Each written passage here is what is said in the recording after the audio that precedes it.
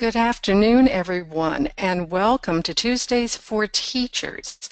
We are indeed doing a new teachers workshop today, and with me today is Daphne Atkinson. And in just a moment, we are going to indeed read like a historian.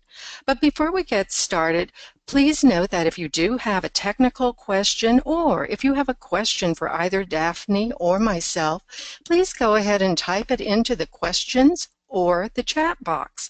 We will go ahead and make sure that we answer those questions either during the webinar or at the end of the webinar. There's always plenty of time. So, what are we going to do today, Daphne? Well, happy Tuesday to everyone who is joining us. We're going to spend some time first defining primary sources and their place and relationship to history. We're going to investigate differentiated close reading strategies to assist students in reading like a historian. More on that in a minute. And like we always do, we're going to share resources and ideas. Okay, Daphne, let's start with the great Thomas Jefferson, who once said, "I agree with you that it is the duty of every good citizen to use all the opportunities which occur to him for preserving documents relating to the history of our country." You know what? That sounds exactly like a primary source. And we all know that there's lots of primary sources, and they are definitely used as source text on the GED test, specifically in social studies. But Daphne, I really want to know what a primary source is. So I'm going to test your knowledge a little. Okay. All right, what do you think Lewis and Clark's journals made during their exploration of the western United States? Is that a primary or secondary source? Oh, Bonnie, it absolutely has to be a primary. Oh, excellent. And you're right, because it is journaling that was done at the exact time that that exploration was being done. And of course, a journal says to me it was written by Lewis and Clark. Okay, how about a social studies textbook? That's got to be a secondary, simply because it is looking backwards and it may have no direct experience of the events that it's reporting on. Oh, very true. But how about a photograph of Abraham Lincoln? I'd say that was a primary. And you're exactly right, because it was taken at the time. So it is a primary source. Now, if it had been, oh my goodness, a painting done by one of the painters in today's world, it would definitely be a secondary because it wasn't done at the actual time and it's not capturing that primary moment in time. Okay, how about a historical fiction play about the Boston Tea Party? Because we all know the Boston Tea Party was really an important part of our history. How about a secondary? Tell me why. Well, because first of all, it has the interesting word fiction, because it takes liberties with what happened. So it is not precise. It may not precisely reflect what happened, and it is also a work of fiction, although it has a historical basis, and it may not have been written or performed at the time when the event happened. Okay, Daphne, it sounds like we have lots of different types of primary and secondary sources. It's just not all about, oh gosh, the Declaration of Independence or, oh gosh, a Supreme Court case. So how about a recording of Martin Luther King delivering the "I Have a Dream" speech? Is that a primary or secondary source? That's a primary, because the recording was done at the precise moment that he was delivering the speech. Definitely. And we all know that oftentimes when we look back at historic documents, we don't have the actual recording of the person. So sometimes we have that secondary source of someone in today's world speaking through that speech that someone did oftentimes many, many centuries ago. How about a letter from a soldier describing World War II? Because, a soldier is just a person like you or me. Primary or secondary? Primary, because very much like the Lewis and Clark, this is a person that was actually experiencing the event firsthand. Okay, then how about a famous artist painting of what a cowboy's life was probably like?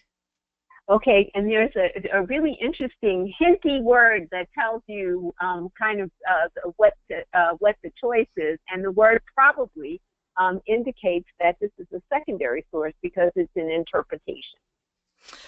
Great job. But I said earlier, it seems like so many of the primary sources were by these really important people. So how about, since I just went through Hurricane Matthew this last week, how about a friend describing a storm that he was in last year? Well, you don't. Here's the hint: you don't have to be famous, to generate primary sources. You just have to be on the front line when it's happening. Definitely. And for those of you who are with us today, if you like these kinds of activities, you can access everything that we're doing today from the handouts that are attached on your screen here. So if you've not had an opportunity to download either the PowerPoint or the workbook that we're going to be referencing in a moment, you may wish to do that, because we're going to go a little bit further on why it's so important to teach primary sources.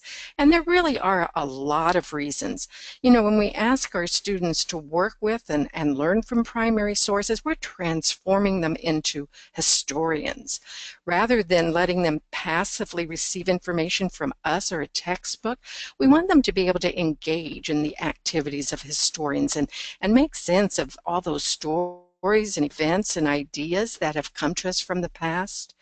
We also know that it's important for us to teach primary sources because it can motivate or pique their interest or their curiosity about history. And if we have students involved with primary sources or secondary sources, they can discover such things as evidence. And maybe we can even do a few little debates here and there. We also know that in teaching primary sources, we want to engage students because oftentimes they see these sources as something came in the past and it's never happened again. It couldn't be more untrue. There are many things that, yes, history does repeat itself. So we want students to be able to connect the past to what they know in the present. And we also know that the GED test does encourage higher order thinking skills. And by using primary sources, we are teaching students to look at some of the abstract concepts or some of those connections from unrelated information and analyze that so that they can find multiple perspectives. But we also know that primary sources, as they are encouraging higher order thinking, can also be related to many of the other areas of the GED test. You know what? I think the other reason, Daphne, or at least as I look at the GED test, that we want students to be able to use primary sources is it's assessed by the GED test. So let's talk just a little bit about these two performance level descriptors from social studies. So what's the first one here, Daphne, and why would primary sources be such a good way to teach this descriptor? Well, for one thing, it's determining the central ideas or information of a primary or secondary source, corroborating or challenging conclusions with evidence. As you just said, it's a really incredible exercise in higher order thinking skills. Not only do people have to, test takers and students have to be able to identify the source, but also to look at the evidence that either corroborates or challenges the conclusions that they might draw from. And, in terms of looking at student work, that first one, differentiate between the concepts of a topic and a main idea. If you didn't know any better, you might think you were over in reasoning through language arts, or in science. But, as we've talked about throughout these webinars, the fact that the skills that are needed transcend really the content areas. So this is, Bonnie is right. This is a central skill for students to be able to access, and it's integral in being successful on the test. But Daphne, I think there's another performance level There is. descriptor that, yeah, boy, that has that A word that I know you keep talking about, how important it is for our students to be able to analyze. So what are our students being asked to do on the test with this descriptor?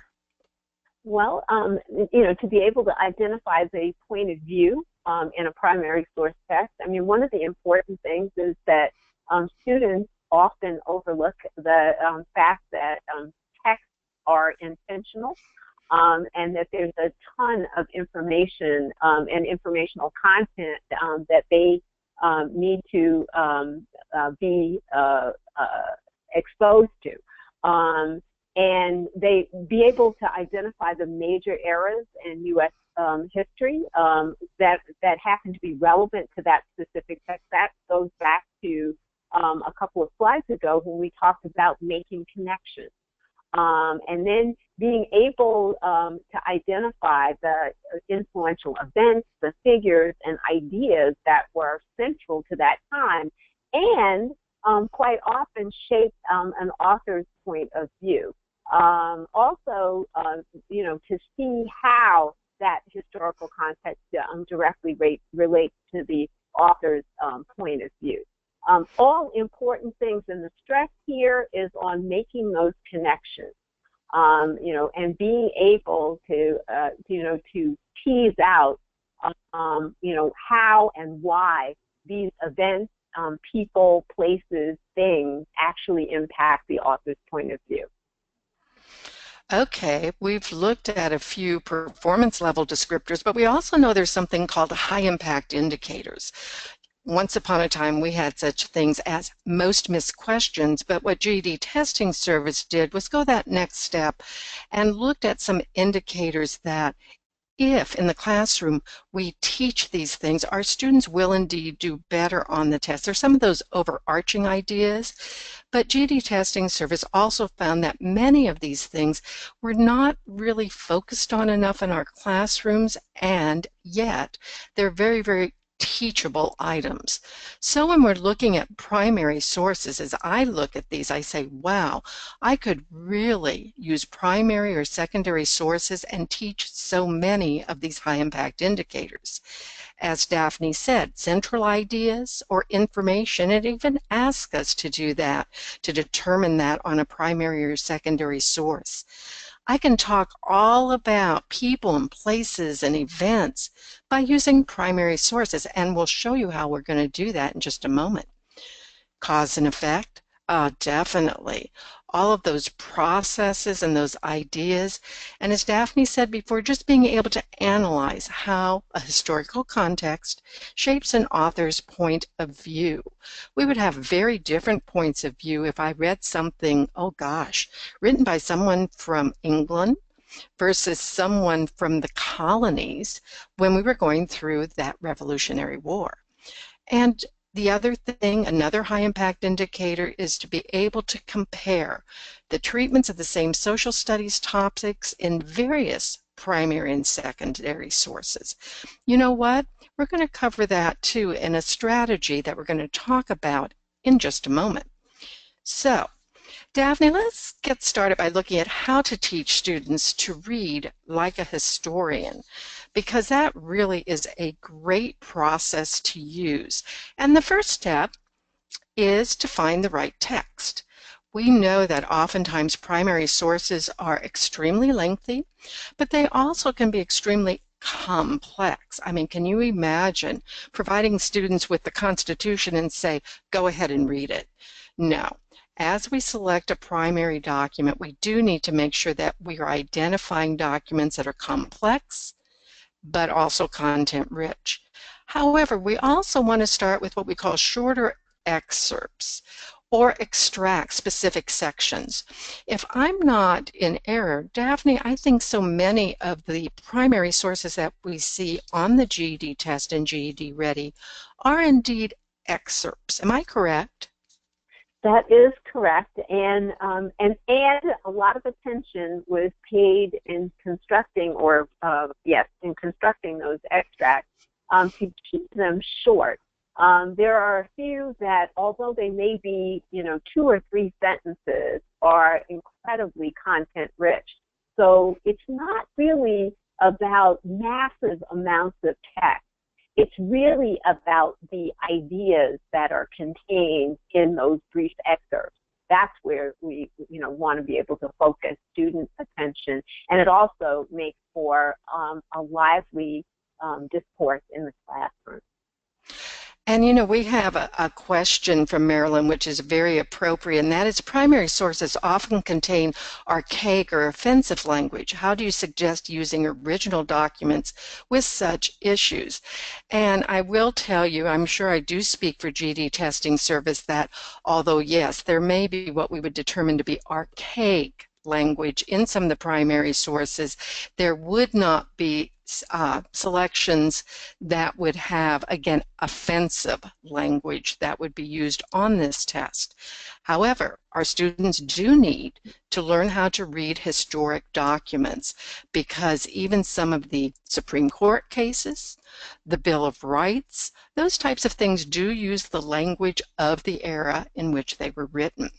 So as we look through integrating primary sources, it is important that we look at a primary document that's going to serve lots of different purposes. But as a teacher, we also need to do a little bit of research on the context of that document, and then, of course, select a strategy that we can use in the classroom for close reading, because we want it to be more than just having students read and answer a few questions. We want to select documents that they really learn about different content from history, as well as the different contexts of those primary sources.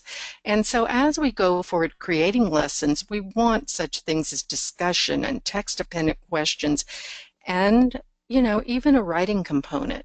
We know that there is no longer an extended response on the social studies test. However, there's times that having that short writing component not only assists students in writing more effectively across content areas, but it also is a level of understanding that we may not be able to get any other way. So let's take a look at selecting a primary source. And this particular one should look familiar to everyone, but it is filled with so many ideas. We, the people of the United States, in order to form a more perfect union, establish justice, ensure domestic tranquility, provide for the common defense, promote the general welfare, and secure the blessings of liberty to ourselves and our posterity, do ordain and establish this Constitution for the United States of America. Daphne, I think those are wonderful words and would be the type of excerpt that we'd want to look at. Are you in agreement with that? Absolutely, because again, all the things that we've been talking about so far on the webinar, understanding the context that people were experiencing living in what was about to become the United States. The importance of justice, the importance of domestic tranquility, aka peace, providing for the common defense, when there weren't such things really as standing army, the National Guard, a local police force, to promote the general welfare and secure the blessings of liberty. I mean, these are folks that just spent time getting out from under the yoke of the United Kingdom. So, all of those things are really important things for us, and that could provide rich context for discussion in the classroom. Particularly in bridging, that time then with now. I mean, and posing to students the question of, are the wishes that we have for the country now that much different from what's expressed here? Okay, as we go forward and we select a primary source, think to yourself, would you rather have your students read Federalist 51 in its entirety, or would you have them read an excerpt if what you wanted to focus on was checks and balances as being something we should have in the Constitution? And if you're wondering what I'm talking about, let's take just a quick look at the workbook. And let's see what we're looking at for that particular document. Okay, if I click down to the Federalist number 51, and you'll notice on this page that I'm using really small font, and I go, and I go, and I go some more. I don't know about your students, but my students would say at this point, I'll choose C because that's just way too much for me to read, and it is archaic language and it uses words I don't have a clue, and by this point I have really no idea what you as the teacher want me to even focus on. However, I can take an excerpt from Federalist 51, and from that excerpt, I can teach that really important enduring issue called checks and balances. Get the same type of knowledge that I want my students to have, teach a really strong lesson, but also get them to where I want them to be in reading a primary source. So as you're thinking about selecting primary sources, think about what would you rather have them read. Or we all know that many of us have multi-level classrooms. And so sometimes we have students who are not only at that GED prep level, but we also have students at that ABE level, and we need to hook them. And so sometimes when I'm selecting a primary source, I may want to think to myself, okay, would my students rather read the I Have a Dream speech? Or would they rather look at a recording of Dr. King? Or would they like to look at pictures or a video of that actual event? Or maybe to assist some of my students looking at it a little differently, would my students like to look at that timeline of the civil rights movement? Or maybe my students would like to look at responses to that speech from citizens who either heard it in person or heard it through, some of what was then the social media called the television or the radio. As we're selecting sources, we really need to look at how our students learn best. Now, I know that on the GED test, they're not going to have a video, etc., but I need to be able to teach a lot more than just how to read a primary source. I want my students to understand those big ideas that surround that source. So again, we need to look at differentiating all the way through because of the type of students and the kind of classrooms that we all have.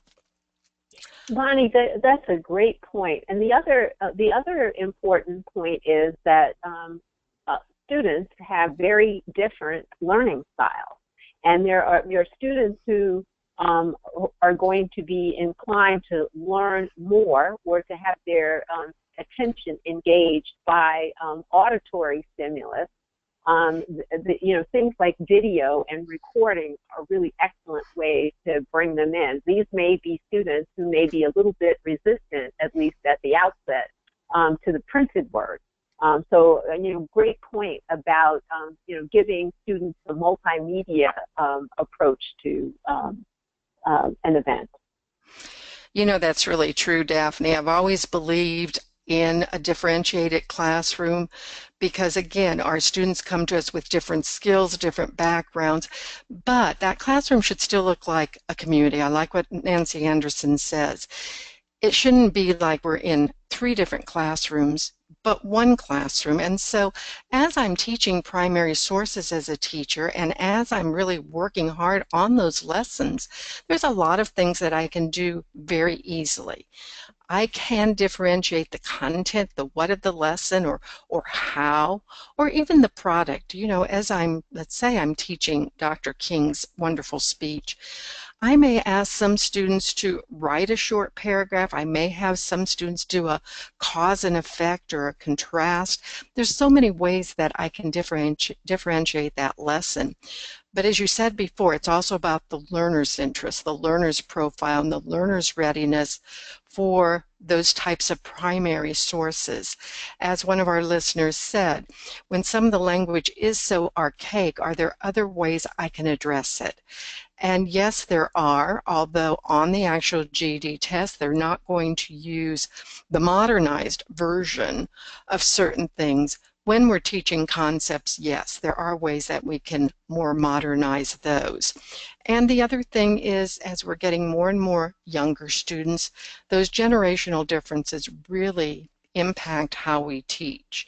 So let's take a look at one method that really works well. It's a great strategy for analyzing primary text, and it comes from the Stanford History Education Group. It's used in lots of online resources, and before we leave you today, we're going to show you some actual completed lesson plans so we don't reinvent the wheel. But what we'd like you to see is, although this was a video in a K through 12 system, actually a high school setting, it's a great short video that shows you how this whole process works. But for today, we are indeed going to read like a historian.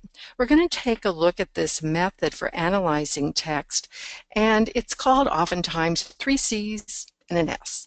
When I read like a historian, I have to first source the text. I also need to contextualize the text. I want to be able to, of course, close read. And finally, I want to corroborate what happened. You know, is there something else out there? Now, boy, that seems a little generic out there. So let's take a look at a step-by-step process of doing the reading like a historian. Our students really need to understand that history is this account of the past, and it can differ by who we are and what experience we had. And so what we try to do is rely on the evidence that we have from these primary sources so that we construct accounts. But we know that we have to question reliability of each piece. How you view it, Daphne, and how I view it may be very different. So as we're reading like a historian, our students need to understand that just a single piece of evidence may be insufficient to really give us an idea of what's truly happening. So like all good reading strategies, we first need to source it.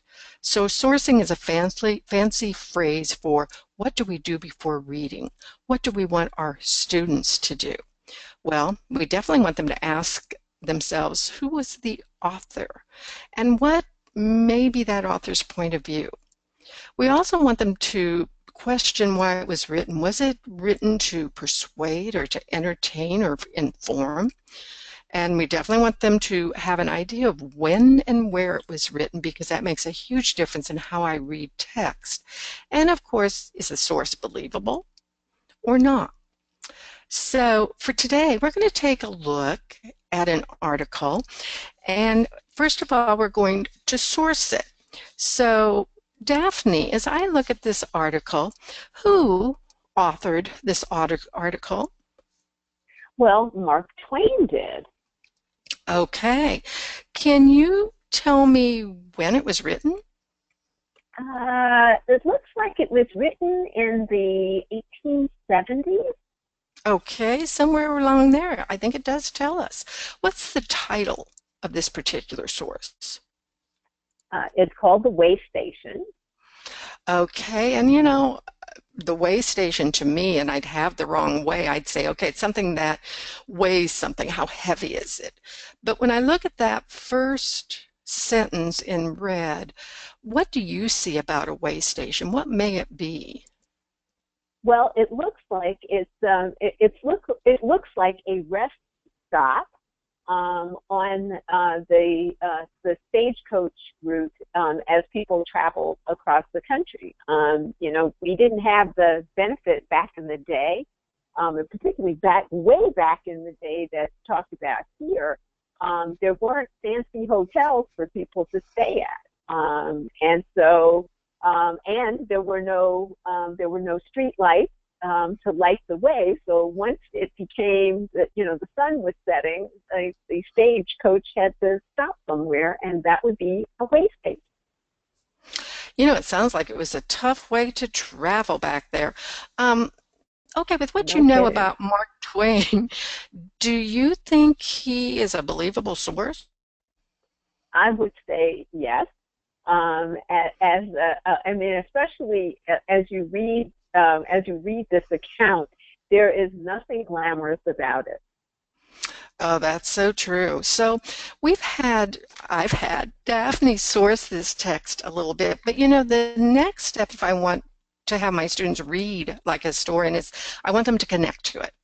I want them to look at not only when and where was the document created, but what else was going on at this time and what would it be like to be alive, gosh, well over almost 150 years ago. What was different? What was the same? And, I want them to connect a little bit to that document. So as the teacher, what I may want to do after they've done a quick read or a quick look at Mark Twain, I may want to have them take a look at what it was like back there. In fact, here's something that wouldn't be too familiar to most of us today as a way for traveling. But Daphne, as you look at that picture, do you notice that there's no roads? Absolutely, not a single road, and there are certainly way more people on this sitting in various places on this stagecoach than I would have imagined.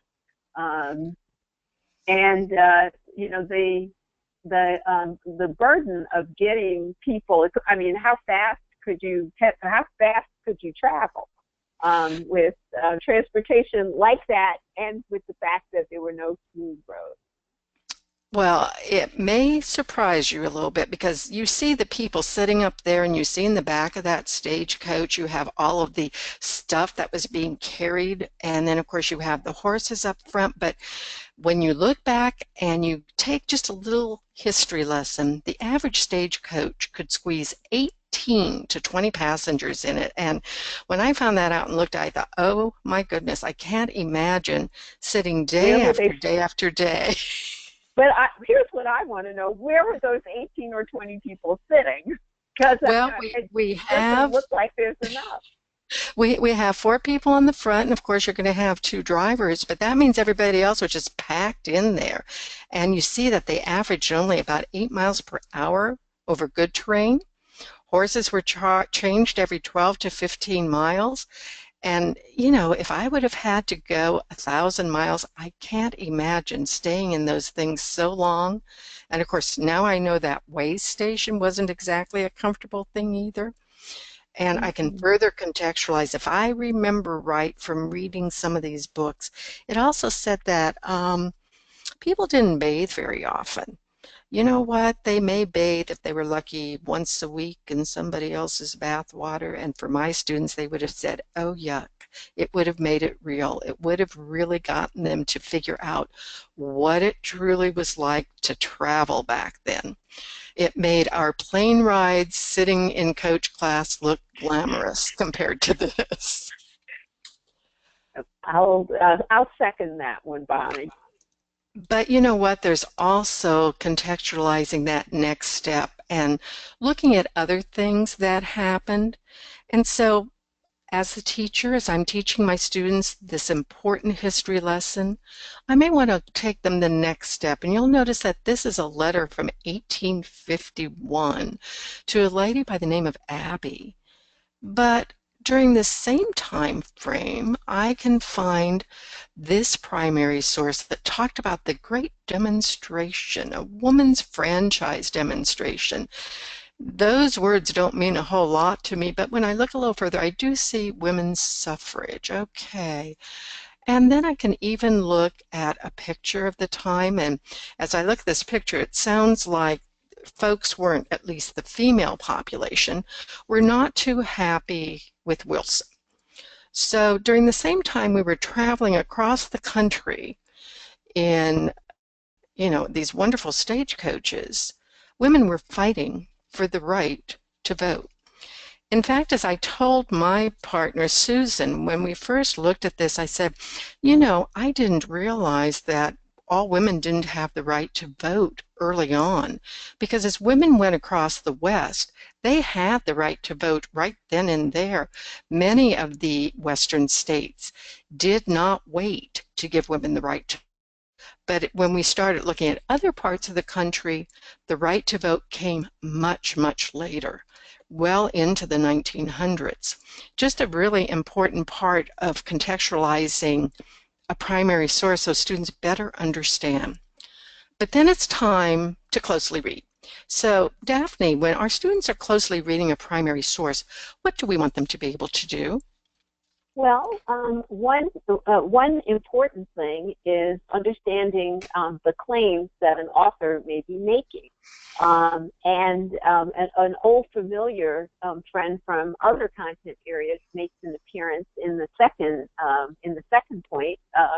What's the evidence that the author is using to support those claims? We also want students to pay attention to the language that's used.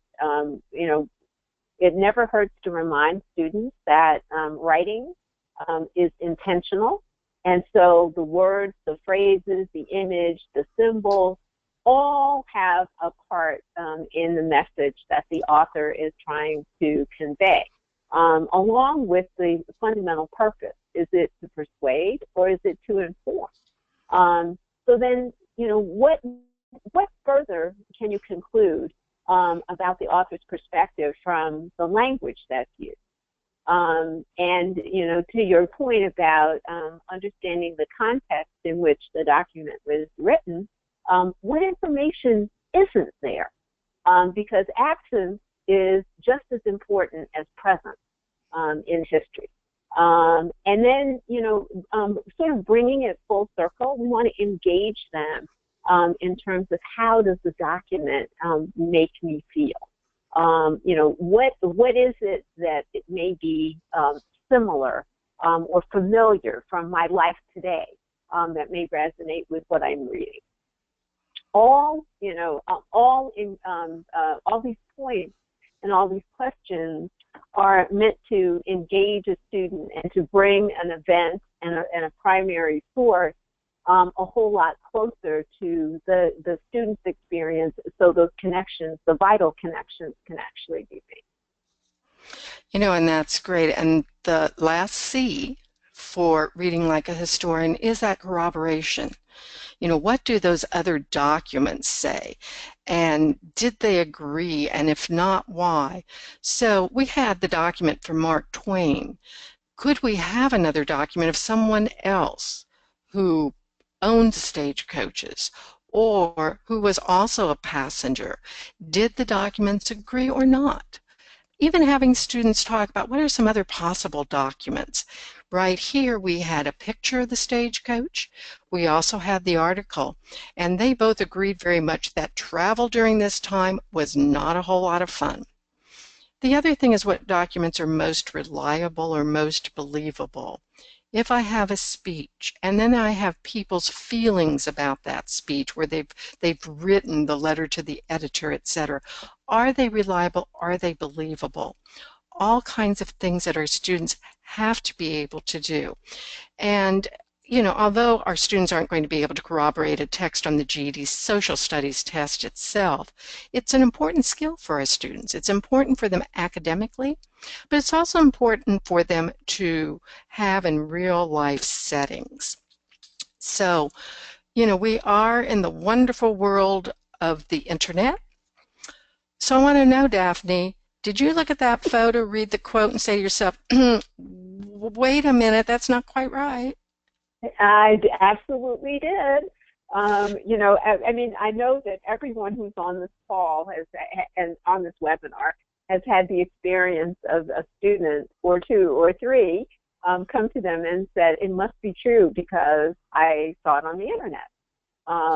So this is a marvelous reminder, as we said at the outset, that we really have to question sources rigorously, and seek additional evidence, because one perspective is usually not enough to corroborate an event.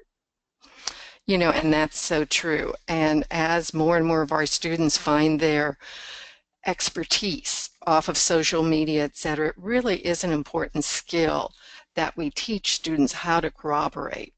So from the Stanford History Education Group, and many of you may be saying, but Bonnie and Daphne, my students don't have time to do all of those things.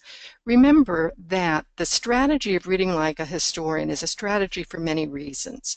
First of all, in our classroom, it's a great strategy to form lessons so that, again, we are teaching students not only how to closely read and glean information from what they read, but also to learn about some of those big ideas that they need to have an understanding of for this test, but also to be informed citizens. So the process does many things. It also connects them and has them look at, okay, this happened many, many years ago. Is there something in today's world that is similar to that? A lot of different reasons, and in just a moment we'll show you some resources that will help you connect even further. But like we said, sometimes to get them started in reading primary or secondary sources, and read, of course, is in quotation, differentiation can also allow your students to initially select the ones they want to read, having for them a number of things, and then letting them select what they want to read to gain more information. If we're doing the civil rights movement, a big idea, then maybe I want to pull a couple speeches or some excerpts. Maybe I want to pull a video or audio recording. Maybe I want to pull some personal letters or even an auto or biography. Maybe I want to look at newspaper articles back from that time frame. Or many of our students that I had really enjoyed music. So having songs of the period, if nothing else, having songs in the background. You'll look at that and you'll say, okay, will all of those things be on the test? No, but we are building connection pieces for our students in history. We're building historical knowledge as well as teaching them how to read primary sources. And of course, don't forget, this item is from the item sampler, and it is an excerpt of a Supreme Court decision.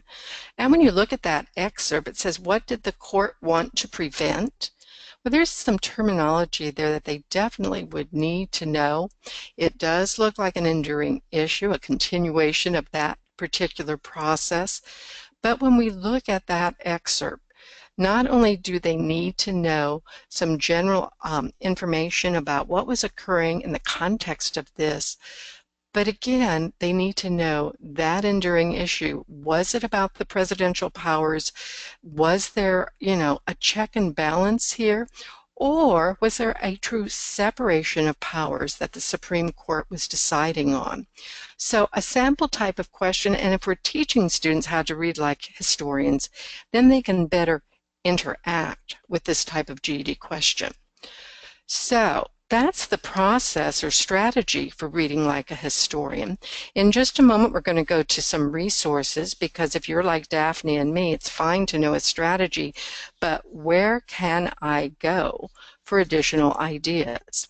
So before we go, any specific questions about the process? Let me look at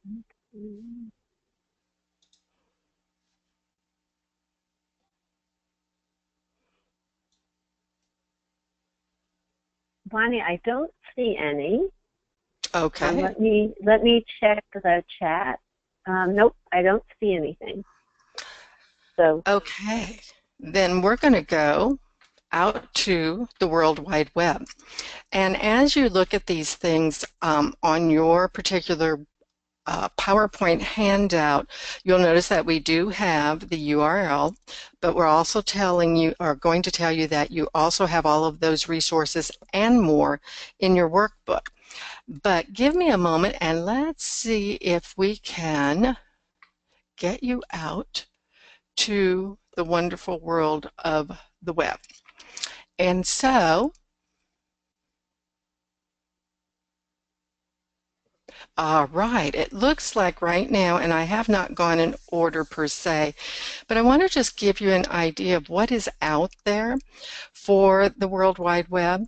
TeachingAmericanHistory.org is a great online resource for us as teachers and for our students. And what it provides is many different lesson plans, but what I love about it is it gives me 50 core documents. And as you look at those documents, you'll notice that, oh gosh, there's some of the major ones. There's the Declaration of Independence. Actually, they're all major. You've got the Constitution. You have selected Federalist Papers, which we now know if we're going to use those in the classroom, we want to do excerpts. You've got, of course, the Bill of Rights. You have a number of speeches that are important speeches, and you even have a few Supreme Court cases. These are 50 core documents that were viewed as being extremely important in the history of the U.S. Another one that I strongly recommend is the Stanford site, Reading Like a Historian. And one of the things I love about the Stanford site is not only have they given us a process or a strategy, but they've also provided us with lesson plans. And so as I look at the lesson plans here, you'll notice that it's going to be just a little slow, and I apologize. It's the joy of doing the web on a live webinar. But as you notice that you've got all kinds of lesson plans here from colonial time. My students may have been interested in the Salem witch trials, but you also have things like the Stamp Act, the Declaration of Independence, and all of the lessons here are written using that Read Like a Historian process. All lesson plans are done so that all you have to do is download and teach. Stanford has done the work for you. The other thing I like about this is these are lesson plans that were written by teachers for teachers. So although they're hosted here, they've been vetted by Stanford, they are lesson plans that educators have written for our usage. And like everything that we try to provide to you from our Tuesdays for Teachers, all of these items are free for you to use. Mm-hmm. Okay, another site that is absolutely marvelous is teachinghistory.org, and it comes from the National History Education Clearinghouse. And you'll notice that there's all kinds of primary source text here that you can access. Everything from digital history reader to historical scene events. These are documents that oftentimes have been put together. So when you're looking at historical scene investigations down at the bottom, 13 sets of documents. So you've got your corroboration. You have how different people saw that. So again, an absolutely marvelous site. Now, I don't know about you, Daphne, but I love the National Archive. And the National Archive has provided us with a great website called Docs Teach. And you can see that here again, you've got documents, you have activities, you have lesson plans, and you have fantastic photographs. When you look at the popular topics, everything from election collection, the Constitution, the Civil War, the different wars, rights in America, even up to more modern times. And I say modern times, I have to laugh. I'm probably showing my age when it says 1970s America, and I'm referring that to that as modern times. But again, Docs Teach, wonderful site for you to integrate those ideas in your classroom. Daphne and I also love the Annenberg Classroom. The Annenberg Foundation has fantastic things for us in all areas, but this particular one that we've pulled up for you is a conversation that deals with civics education. Everything, as you look down here, from the Constitution, Congress, the presidency, and there's a great conversation on understanding the Supreme Court with videos, information, and again, the basics of some of those Supreme Court cases that our students need to know about. And for many of our students, that hook is being able to watch a video, that we introduce a big idea of social studies first by having them watch that video. And here you see presidency and voting. What a timely thing for our classrooms right now. Okay, on we go. Another one is the United States History site, and that's already developed into modules. And the modules can do all kinds of things for us. The 1960s, who won? The strikes of 36 to 37.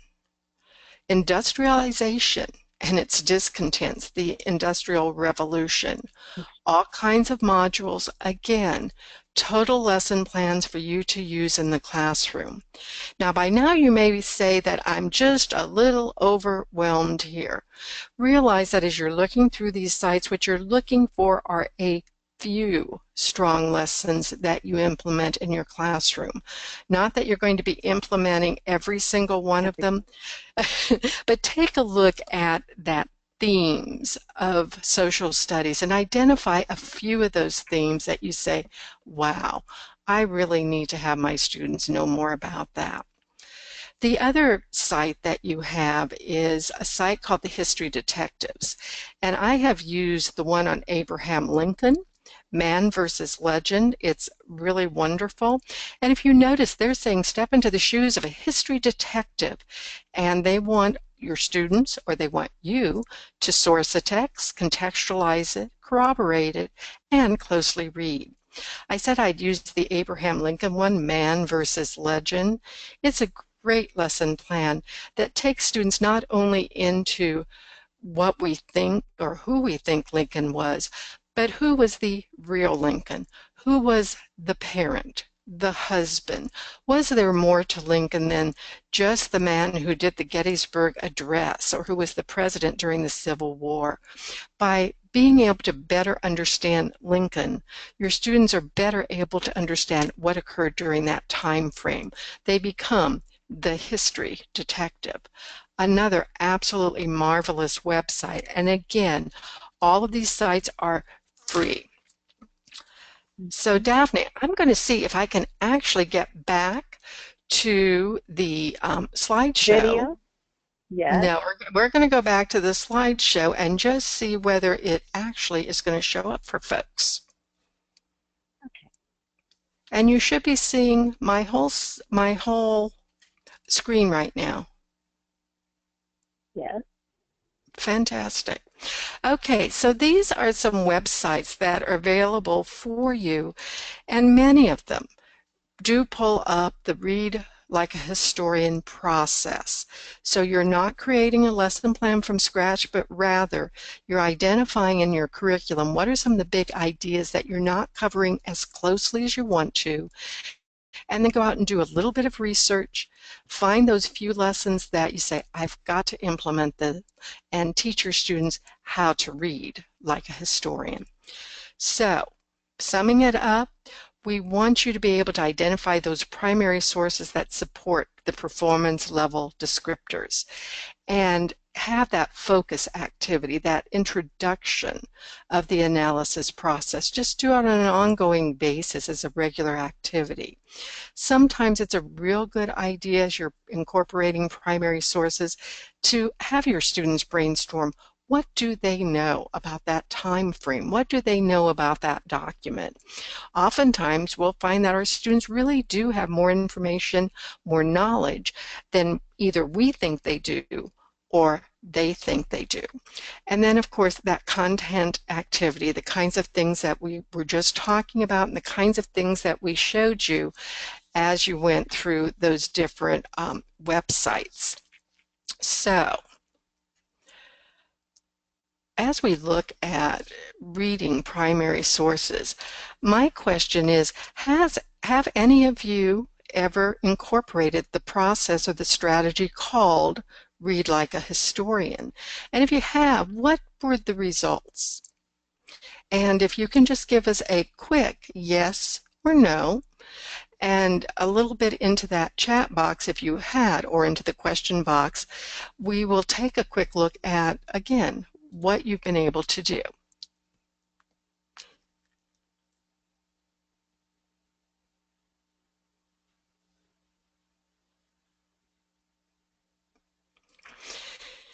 And Daphne, it looks like we have a number of folks who have not. A couple questions while people are thinking about it. Will students be offered anything in audio on the test? I don't believe so. And the answer is on the GED test, no, there is not No. audio at all. But it is, again, what we're talking about is teaching versus, quote, teaching for the test. So we're teaching for understanding using some of these different resources. Some of the resources are in Spanish. Not all of them. What I would tell you to do is we do have that question. I teach the Spanish GED. There are some of those resources. If you'll click into them, they will tell you that you can use them in Spanish. However, like so many things, many of these sites do not. We do have a couple folks, Daphne, who have used Reading Like a Historian. Rhonda says, yes, it's really helped improve the student's ability to analyze a source and draw conclusions without my intervention. Rhonda, that's wonderful to hear, because we really want our students to be independent learners. And so you saying that has a whole lot more credibility than, so fantastic.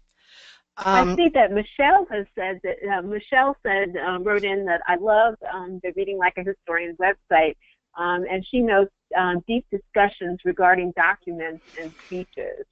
And that's certainly the kind of activity that you want to engender in the class. Definitely. And Maria says that she has done something very similar by engaging students in the Constitution of the United States through that same type of process. And Marilyn even used the audio recording of MLK. Yeah. Penny says she has used the Martin Luther King speech from the Birmingham jail, which is part of Read Like a Historian, and that is, you know, a great resource for teaching that. We all know that that's a very lengthy primary source, but there again, excerpts may be found. However, if our students have gone through that process and really understand, then those excerpts are going to be very easy for them to analyze and evaluate. Oh, and Michelle says, only one of your sources was new to me. I appreciate your focus. Michelle, I'm hoping that if you have some, you please let us know. There are a couple additional ones at the back of the resource guide, but I'm always thrilled when what we hear is that our teachers are using those resources on an ongoing basis. That's wonderful news. It certainly is. Ursley has said, my students use Khan Academy because it has a Read Like a Historian section in the U.S. History section. And again, Khan Academy has done a really good job. There are some iCivics handouts. And Donna, yes, you're right. It has primary documents written primarily at the 7th grade level. I make it look more adult-like. However, just remember that even primary sources have different readability levels, and sometimes things that are written at a 6.0, 7.0 can still be extremely complex, even though the words do not look complex, the ideas are. Oh, Daphne, we're getting so many great ideas from the field. Historical scene investigations, another great site out there, and it's challenging for students who graduated from ESL and thus are English language competent. That comes from Andrew. And we do have a few questions we're going to cover in just a moment that are not about this particular topic, but it works real well. I will tell you that many of the things that we've shown you here, You can download and print a number of those materials, which are very useful for those of us who either don't have internet access in our classrooms, or for those of us who may be in corrections and do not have that. Rhonda's got a great idea. She has a reading discussion placemat that helps students learn how to engage in a discussion that increases their understanding of dense text, such as, and she's hit some big ones, Magna Carta, Declaration of Independence, some of those major speeches. Okay. I love Maria's comment about I use my personal experience as to where I was at the time of the Kennedy assassination to give them more of a real experience instead of just a textbook experience. True. And, you know, Patricia said to help some of that, incorporating live video of Yes. the presidential addresses regarding immigration was real positive for her because they were very engaged. And that's really what it's about, is engaging them first. When we read the Gettysburg Address after studying the Declaration, they were able to make the connections and understand what Lincoln was referring to.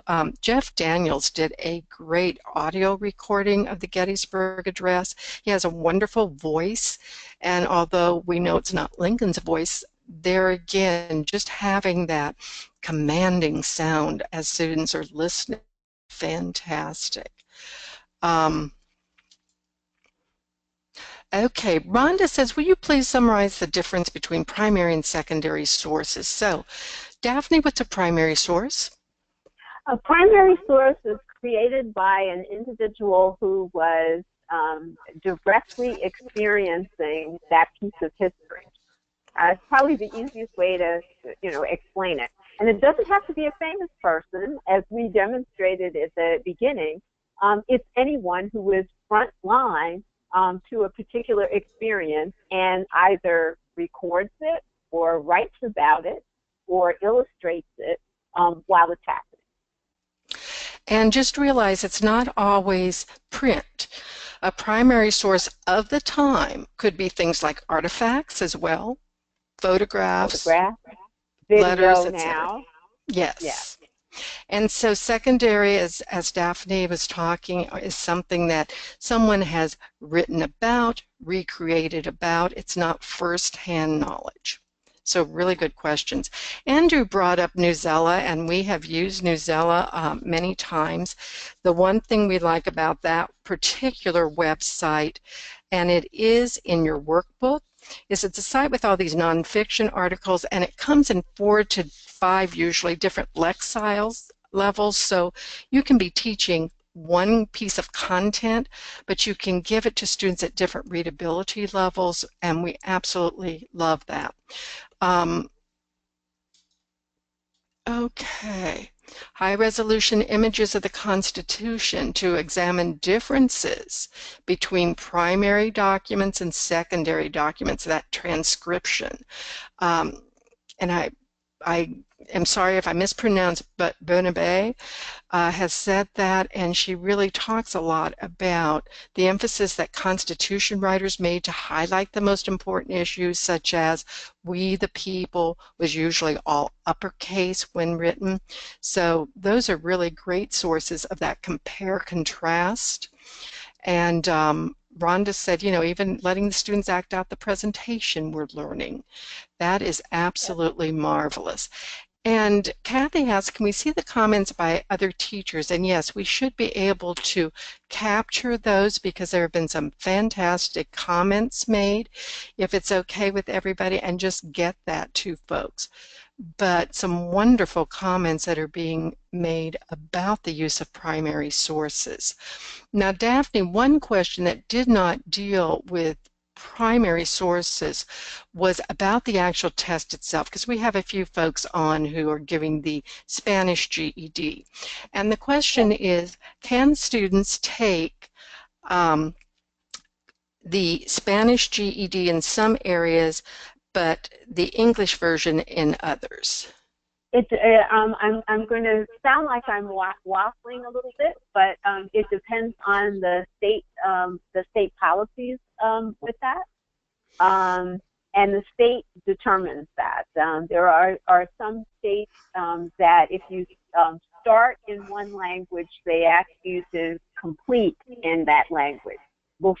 Even if you want to switch over to another one, you complete in the language you started, and then you can attempt it in English.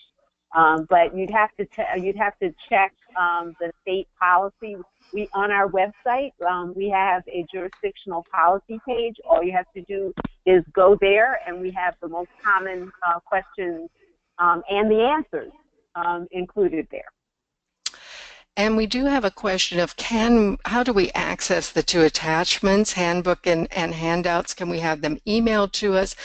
I'm going to turn that to Daphne and Amber because these are archived, and so if folks can't download the handouts from today's webinar, how would they access that from the GED Testing Service website? I'm going to have to defer to Amber on that one. Amber? Sure. To find these attachments, you can go to the webinar dropdown from our website, and we plan to send a follow-up email to everyone where you can easily click a link and get to these links. Fantastic. Thank you. Okay. This is marvelous, the information that you've provided, the sharing that you've done, not only for us listening to it, but for your fellow instructors on. We're going to continue on because sometimes there are questions that do not deal necessarily with today's webinar. We will tell you at future webinars we're going to cover other content areas. We have a number of things out there we want to talk about, such as you've told us you want something on scientific method and those wonderful short answers. We also know that we need to do one because questions are being asked about what kinds of skills my students need to have in math that don't allow them to use a calculator. But for now, we have a few moments left that we can just open up to any types of questions that you may have.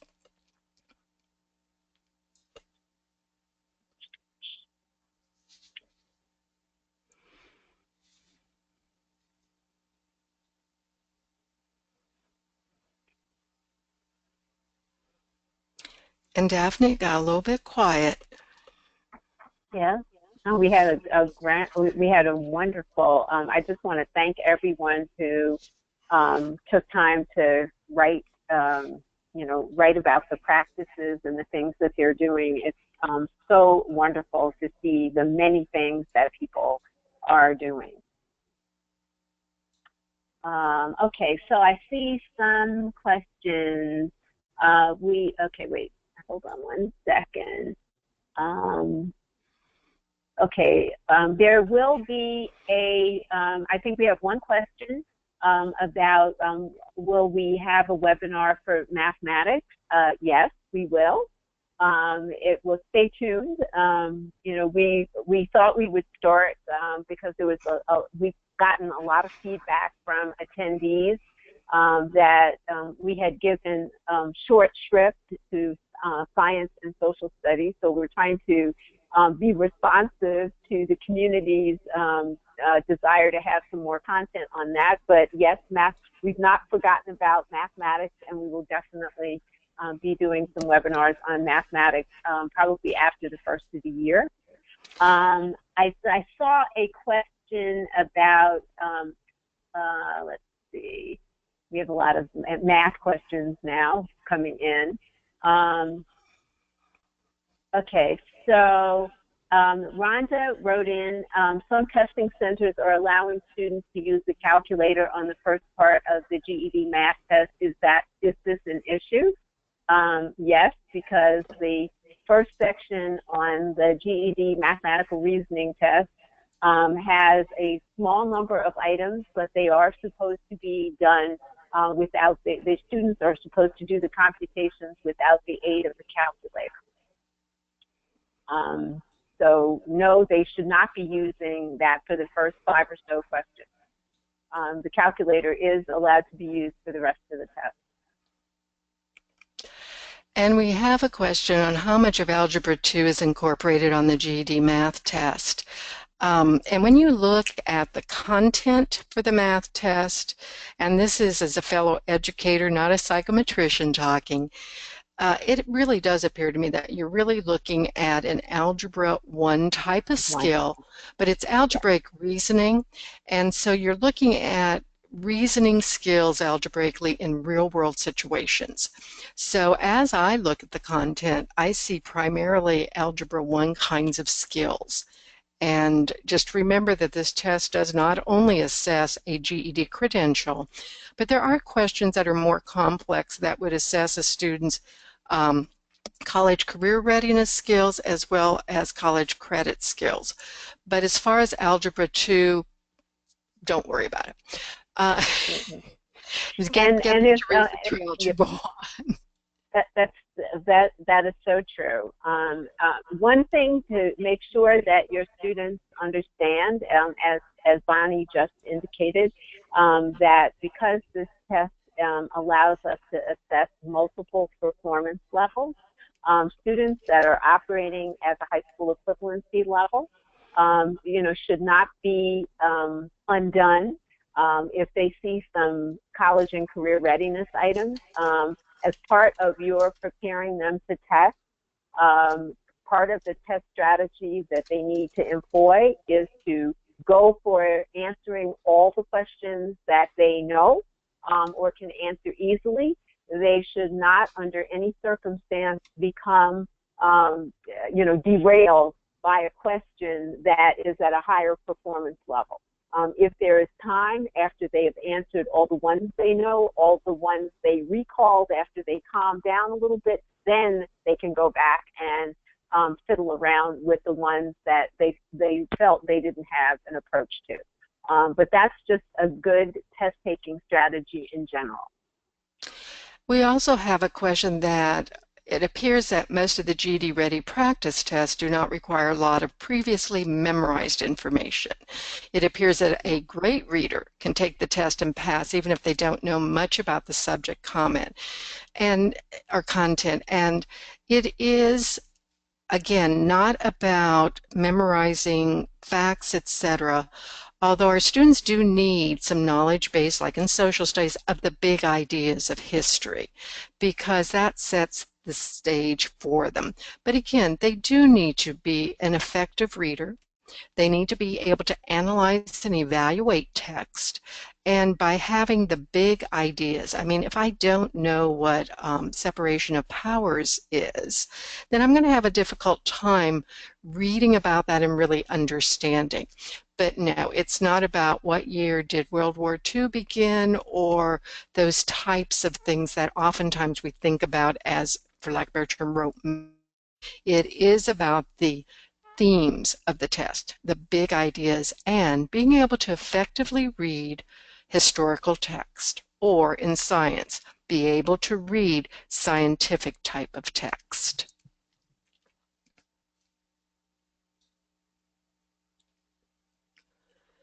Okay, I am doing a quick look.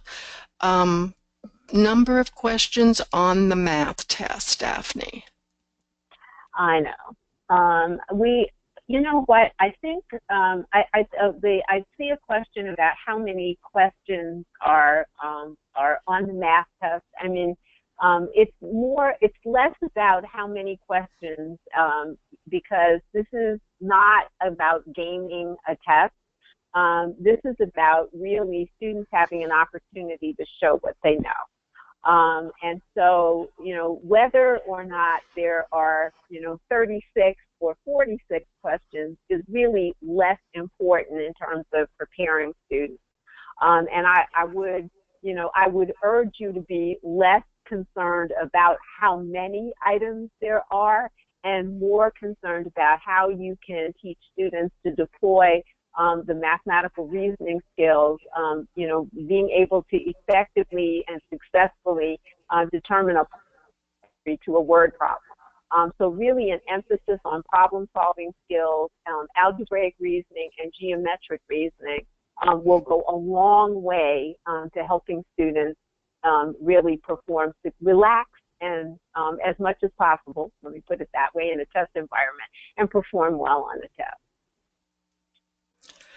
Okay, we have a question. What what are all the subjects included in the GED test? Do the subjects get equal questions, or any particular subject with higher number of questions? Well, I mean, there's an art and a science to putting together a test form. There are a couple of things that people, should kind of know with confidence. Every test form is constructed with enough items at the high school equivalency level that your students who are operating at that level will have enough questions to answer correctly to pass the test, if they are at the high school equivalency level. We have small percentages, relatively speaking, of folks at the CCR level and folks at the college ready plus credit level. Those are relatively, and they're particularly the fourth performance level. That's probably for quite some time to come going to be a very small percentage of our test population. So, keep in mind that, the content areas, I would urge you, those of you who have questions about them, what is in an individual content area, we have this is a commercial, a mini commercial for the assessment guide for educators, which actually, there is a section for each content area, and it gives a detailed, and I do mean detailed, description of what content is covered for each of those content areas. So do actually take the time. We just released a new version of the assessment guide for educators this summer. I know some of you may have downloaded it several years ago, like 3 years ago when it was a brand new thing. It has undergone several updates, and this version, you can download the entire assessment guide, or you can download each content area individually. And it literally goes into the content areas, the focusing themes, the science topics, the social studies topics. It is well worth using as a reference. Okay, Daphne, we have a number of questions on weighting, and then we'll come back. There's a number of things on RLA as well. Okay. But the questions are pretty much, is each question on the GED test worth the same point value, and are non-calculator problems weighted, or do all math questions have the same weight? So if you can give us a quick overview of how questions are, quote, weighted or not weighted. Well, there are the thing that I would ask people to keep in mind is that there are two different things going on. We have what we call raw score points, where an item is roughly worth 1 point, and then we have scaled score points, which is what actually shows up on the score report. And between those two is a conversion mechanism that takes raw score points. It's put through an algorithm, and scaled score points come out at the other end. And no standardized testing program, whether it's the SAT, ACT, or any of them, publicly discloses the algorithm that actually converts the raw score point to scale score point. So I hope that will help people understand. So there isn't any mathematics that you can do with what you can see in terms of raw score points that will actually get you to the scale score points that actually show up on students' score reports. Okay, we have a number of questions on the grading of extended responses, and what I'm going to recommend to folks is a couple things. First of all, yes, we know that many students are passing the language arts test without scoring any points on the constructed response. They're getting what we call scorable zeros, because now we've got a scorable 0, a 1, and a 2. So if you're still operating under a 0, 1, 2, 3, 4, the 2014 version of the test does not use that particular breakdown. on the webinars, we did do a webinar on scoring. We also did 2 webinars on writing a constructed response, and I think they'll be real helpful to set the stage for you as far as not only what the rubric looks like, but how students can get either a non-scored writing sample, constructed response, or what creates a scorable 0, a 1, or a 2. We are still seeing a lot of scorable 0s, but for those of you who have been around a long time, we saw on the old test a lot of 2s, which were marginal writing. So we still have quite a few students who are, quote, marginal writers, but we're seeing more and more students get 1 point in 1 or more of the traits. But again, I think that the best thing we're going to tell you, at least at this point, is to go out and listen to and download the materials for the webinars that dealt with scoring a constructed response, as well as the 2 that dealt with how to write one. I think you're going to find them extremely helpful.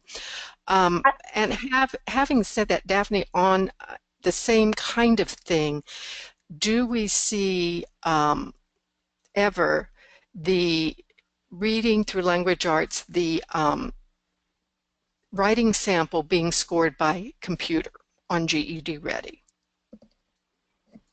It's not in the cards for the foreseeable future. But before I do that, I just wanted to make one other comment or about 2 resources that I think are really central for instructors for constructive response. One is that please do download and review the resource, the RLA resource guide. Not only is there a detailed discussion of the 3 traits, there are also a wealth of actual student responses scored by human scorers with their annotations. What's really great about that is that there's every possible scoring combination, and what you walk away with is that at every scoring level, there's a variety of writing. And so I advise you to do that. Study those carefully, because those will begin to, I think, help you think about how you might improve student performance in writing. The second thing is that if you have students who take the GED Ready, the GED Ready was designed to have the educators that students were working with score their written responses in RLA. And there is something called an educator scoring tool that is also downloadable on the website. Now, I know some people who've looked at it will say that this is incredibly clunky and I don't want to do it. It is initially feels a little uncomfortable to use because it's so detailed, and you kind of feel like, well, they're asking me the same thing over and over again. But look at it carefully. This is a case where close reading will stand you in good stead. The more you understand and apply this very structured way of looking at student writing, the more you will understand what to emphasize in the class. So I would add those to Bonnie's must-have list if you want to actually understand more about how to improve constructive response. The keys are there. And the last key is you have to give students practice in doing it, because practice is the key to being able to perform well on test day with that. We have another question, Daphne. Do you foresee any more versions of the GED test becoming available? Currently, aren't there only 3 per section? If she thought on the GED Ready, yes. Well, and there's kind of a reason behind that, because the GED Ready, the GED, if she asked me about, are they asking about the operational test or GED Ready? They have said GED test, so I anticipate that's the operational. Test. Yeah. Probably we will probably continue to have free form in rotation at a given time period, simply because it currently makes sense for us to do that. You don't want to provide serial testing for people. What we really want you to do is to prepare them well and for them to go in and, maybe only have to take the test at best twice. But yes, there'll be a limited number of test forms available.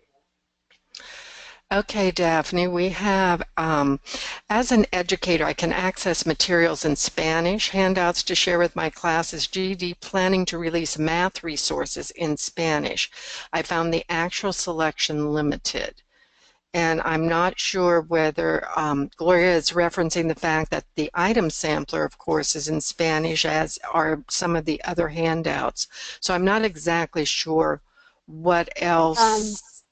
Right, I'm not either, because I'm pretty sure that most of the main resources, as I kind of think over the content areas and along with the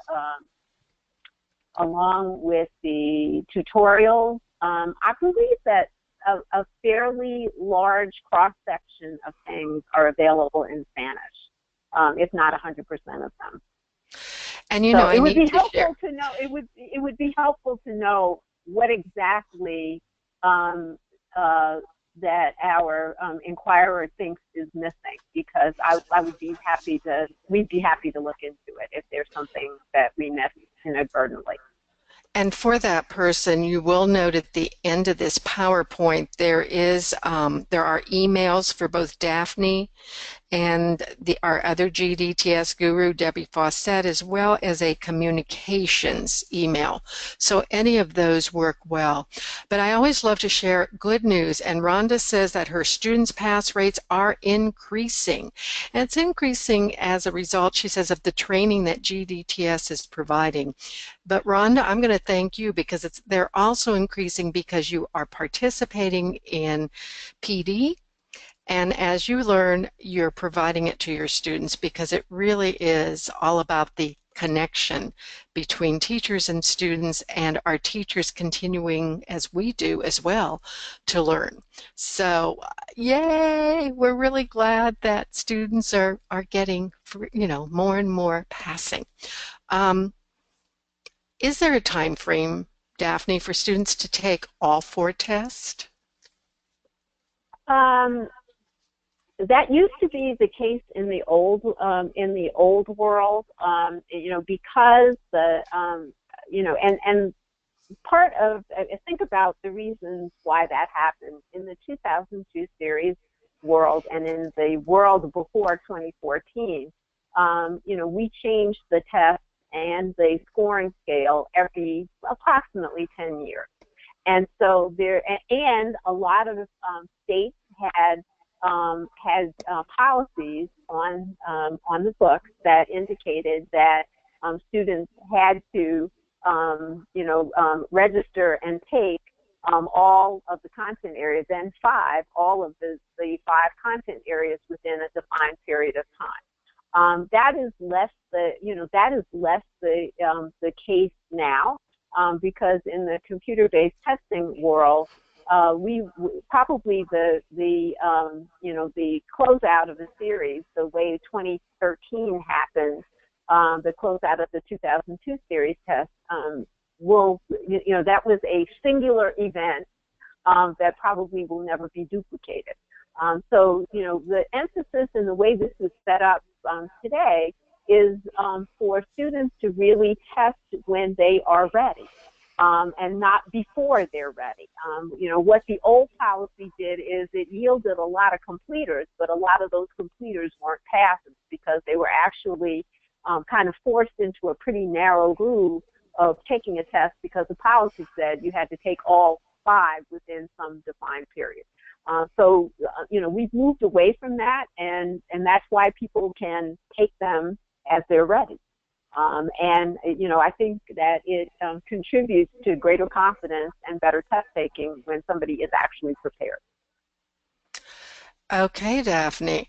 Um, that seems to be all the questions. And for those of you who are with us today, we will be back in December, December 6th. It seemed like there were so many things happening in November with Thanksgiving, etc., that we've determined the December 6th date would be a much better date to come back your way with Tuesdays for Teachers, and then back on a little more regular schedule, of course, after the first of the year. But having said that, Daphne, anything else you would like to say to the group before we leave them for the day? I'd like to say thank you, and please email any questions. And for those of you who may, by chance, be going to NCFL's annual conference in Detroit, I will be doing a couple of workshops, there. And if you are coming, please come by our booth and introduce yourself and say hello. Because one of my frustrations is that I can't see all your shining faces out there when we do these webinars. But thank you so much for making the time to be with us, and thank you for your engagement. This has been amazing and marvelous in terms of the questions and the feedback, and we thank you. And on behalf of Debbie Fawcett, who's not with us today, if you are from California, we will be doing 2 weeks of road trips out there. So we look forward to seeing you there as well. Before we leave you for today, I'd like to thank the person behind everything, and that is Amber. You've heard her voice once or twice, but she is responsible for making sure that our Tuesdays for Teachers get set up and done so professionally. So on behalf of Daphne, myself, and our other members, thank you so much for being with us. Have a fantastic rest of the day.